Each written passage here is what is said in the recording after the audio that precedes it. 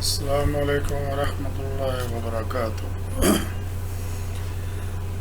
آہ، ایک کمنٹس آیا تھا کہ آواز تھوڑی سی ہے، تو آواز میں چونکہ تھوڑا سا ٹمپریچر کی وجہ سے میری آواز تھوڑی سی میڈیسن لی ہوئی ہے، تو اس وجہ سے خیر کوشش کروں گا دن بدن یہ بہتر ہو۔ آج میری بیٹی نے مجھے یہ کیمرہ دیا ہے اور مائک بھی دیا ہے کہ شاید اس میں بہتر آئے گا، انشاءاللہ آگے بہتر کی کوشش کروں گا کہ ساؤنڈ بہتر ہو۔ اچھا، میں اب آپ کو اسی سیریز کی ایک اور بتا رہا ہوں کہ سروس کے اندر کیا کیا آپ کو ہیومن بیہیویئرس کے اوپر جو ہے آپ کو کیا کیا معاملے دیکھنے پڑتے ہیں، اور ان کا امپیکٹ جو ادارے کے اوپر فائنینشیل ٹرم میں بھی بہت زیادہ خراب پڑتا ہے۔ اس کی ایک جو پروفیشنل بکس میں جو لکھا ہوا ہے بزنس ایڈمنسٹریشن کی اور مینجمنٹ کی بکس کے اندر کہ کچھ فارمل گروپ ہوتے ہیں اور کچھ انفارمل گروپس ہوتے ہیں۔ فارمل گروپس تو وہ ہیں جو بکس میں لکھے ہوئے ہیں کہ آپریشنل مینجمنٹ ہوتی ہے، مڈل مینجمنٹ کا ایک گروپ ہوتا ہے، ٹاپ مینجمنٹ کا ہوتا ہے۔ کچھ انفارمل گروپس ہوتے ہیں، یہ تو جو میں نے بتایا یہ فارمل گروپس تو جو ہے رائکی ہے، یہ تو ایک وہ سیٹ اپ کے لیے ضروری ہوتا ہے، لیکن جو دوسرا گروپ ہوتا ہے جو انفارمل، جو خود بن جاتے ہیں، پہلا والا گروپ اسینشیل ہے کسی ادارے کو چلانے کے لیے، دوسرا والا گروپ جو بن جاتا ہے وہ میکسیمم جو ہے وہ ڈسٹرکشن کا باعث بنتا ہے۔ اور وہ بنتا کیسے؟ وہ بنتا ہے اس طرح جس کو کہا جاتا ہے، اور وہ ہر لیول پہ ہے، وہ آپریشن میں بھی ہے، مڈل مینجمنٹ، ٹاپ مینجمنٹ میں بھی ہے ہوتا ہے، اور وہ اداروں کو تباہ کرتا ہے۔ وہ اتنا اس کے لیے یہ چیز جو انٹلیکچوئلز ہیں، جو بزنس کی دنیا سے جن کا تعلق ہے، جو ایڈمنسٹریشن کو جانتے ہیں، جو مینجمنٹ کو جانتے ہیں، وہ بتاتے ہیں کہ یہ اس ادارے کے لیے، اس سیٹ اپ کے لیے اتنے بڑا زیر قتل ہوتی ہے یہ انفارمل گروپنگ، جتنی کہ اس کے کوئی کمپٹیٹر بھی نہیں ہوتا۔ کمپٹیٹر کی طرف سے جتنے کوئی چیلنجز اس ادارے کو کیے جاتے ہیں، چیلنجز ہوتے ہیں مارکیٹ کے اندر، اس سے کہیں زیادہ چیلنجنگ جو ہے وہ یہ فیکٹر ہوتا ہے جو اس ادارے کے لیے، اس کی پروڈکٹیوٹی کے لیے، اس کی سروس کوالٹیز کے لیے، اس کی پرفارمنس کے لیے زیر قتل ہوتا ہے۔ اب میں بتاتا ہوں آپریشنل لیول پہ کیسے ہوتے ہیں۔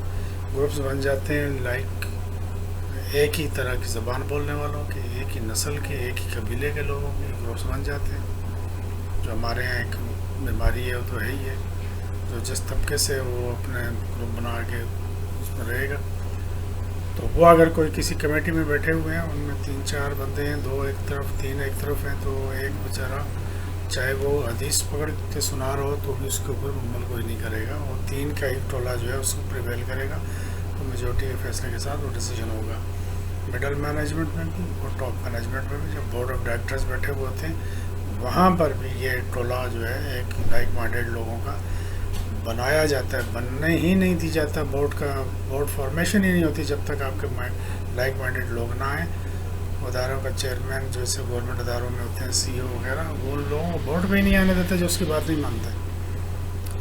وہ یہ نہیں دیکھتے کہ پروفیشنلی کتنا ساؤنڈ ہے، اس پوسٹ کے لیے کتنا وہ اہم ہے، اس کو اس بورڈ کے ممبر ہی نہیں بننے دیں گے، یا وہ اتنا اسٹرانگ ہے، یا پھر وہ جب منسٹری سے بورڈ بن کے آتے ہیں تو منسٹری ہی ان کو لگائے گی جو ان کی منسٹری کی، اور منسٹری سے اوپر جو ہے اس وقت کی پولیٹیکل گورنمنٹ کی ایما پہ چلے گا، اور ان کے حلف یافتہ ہوں گے، ان کے افیلیٹڈ ہوں گے، ان کی پارٹیز کے لیے بہت بڑے ڈونرز ہوں گے یا فائنینسر ہوں گے، تو وہی لوگ بورڈ کے اوپر آئیں گے۔ جب وہ آئیں گے تو ایک ہی بیک گراؤنڈ سے آ رہے ہوتے ہیں، تو پھر وہ اس گروپ کے اندر کوئی ایک آدھ بندہ کوئی انڈیپینڈنٹ اوپینین والا ہوگا تو اس کے لیے نا بہت مشکل ہوگا سروائیو کرنا، اور ڈیسیجن جو ہے وہ میجورٹی کا جو ٹولہ ہوگا وہی لے گا، اور اس میں جو ڈیسیجنز آئیں گے، اور یہ میں نہیں کہہ رہا، یہ پروفیشنلز کہہ رہے ہیں، یہ بڑی بڑی یونیورسٹیز میں اس پہ ریسرچ ہوئی ہے، وہ بتاتے ہیں کہ وہ ڈیسیجن جو ہوتے ہیں اس ادارے کے لیے اس سے زیادہ چیلنجنگ ہیں جتنے کہ اس کے کوئی کمپٹیٹر اس ادارے کے لیے چیلنج لاتا ہے. تو اس کے اوپر میں نے ایک یہ آپ کو بتا دی. اب آپ کو میں بتاتا ہوں کہ گروپس سے کہ یہ بیوروکریسی کے حوالے سے جب بات کر رہا تھا تو میں کئی چیزیں تھیں میرے ذہن میں، وہ میں آپ کو ابھی پھر بتا دیتا ہوں. جب میں نے ذکر کیا تھا کہ کوٹا سسٹم پہ یہ ہوتا ہے، تو کوٹا سسٹم بنایا جو گیا تھا جس زمانے میں، اس کے پیچھے نیت جو تھی وہ یہ تھی کہ جو فار فلنگ ایریاز ہیں جہاں پہ جو ایجوکیشن اور سسٹم اور اسٹیٹ کے جو وسائل نہیں پہنچ پائے، ان کو ذرا اپ گریڈ کیا جائے اور ان کو لایا جائے، بجائے اس کے کہ وہاں وسائل پہنچائے جاتے، ان کو ان ایریاز کے بچوں اور ایجوکیشن کے ہم پلہ لے آیا گیا، بجائے اس کے کہ ان کے مینٹل لیول ان کا بڑھایا جاتا ہے، ایجوکیشنل لیول بڑھایا جاتا ہے، ان کو ساری فیسلٹیز وہاں دی جاتی، ان کو وسائل پہ ایکول اپرچونیٹیز اور کچھ کو مور دین ایکول اپرچونیٹی پہ بٹھا دیا گیا. تو وہ ایک خرابی تھی.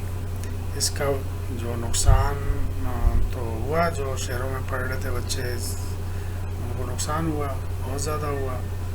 یہاں پر اور سندھ میں اور کے پی کے میں ہوا زیادہ نقصان، اور زیادہ بلیم سندھ کو کیا جاتا ہے. لیکن میں آپ کو کے پی کے کی مثالیں دیتا ہوں. وہاں پہ فاٹا ایک ایریا ہے، فاٹا کے لیے رکھا گیا کوٹا سسٹم. اب فاٹا کا بچہ جو 25% نمبر لے کے میڈیکل کالج میں اس کو ایڈمیشن مل جاتا تھا، اس وقت 25% نتھنگ. اور جو پشاور سے جو بچہ پڑھ رہا تھا ادھر سے مانسرا سے دوسرے ایریا سے پڑھ کے آتا تھا، اس کے لیے وہی میرٹ ہے 70-80% اس زمانے میں. ابھی بھی یہی ہے.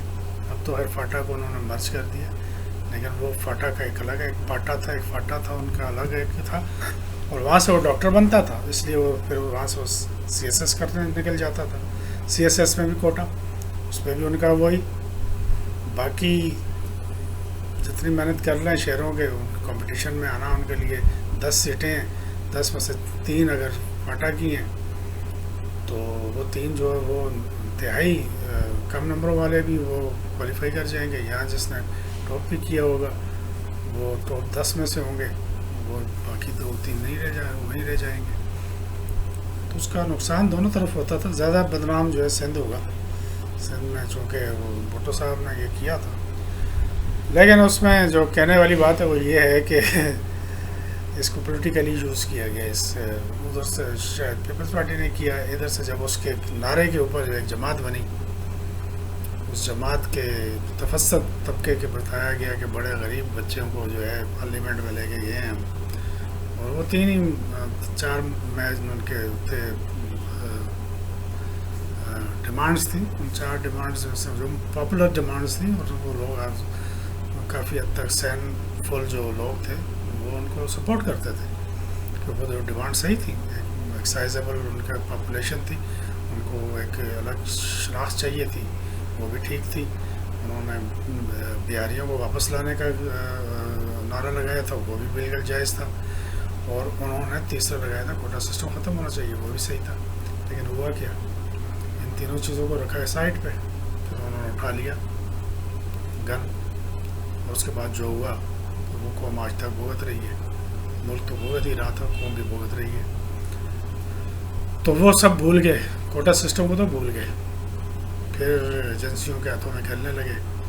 پھر بھائی جان وہ لالو کھیت کی پرچون کی دکانوں سے اٹھے، اسپنج کی چپلوں میں جو پارلیمنٹ میں گئے تھے وہ پھر ڈیفینس کی 10-10 کنال کی کوٹھیوں میں اور فارچونرز میں اور پراڈوز میں اور لینڈ کروزروں میں پھرنے لگے. ان کے للے تللے بچے بھی، اور وہ 40-40 لاکھ کے کتے پالنے لگے. تو پھر وہ کوٹا سسٹم تو گیا، کوڈے لائن لگا.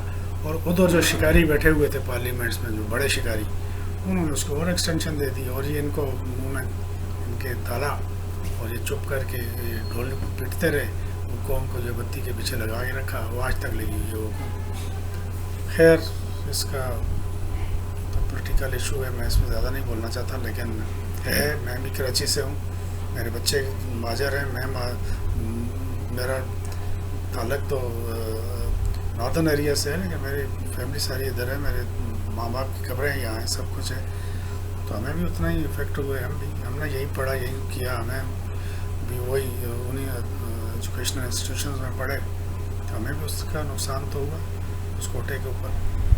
ہمارے بچے اگر وہ 25% میں ہوتے تو آج وہ بھی لگے ہوئے ہوتے کہیں ڈی سی ای سی یا کلیکٹر اور کچھ نہ کچھ جس طرح دوسروں کے تھے. تو اس کا نقصان ہوا ہمارا. خیر وما علینا الا البلاغ. میں دوسری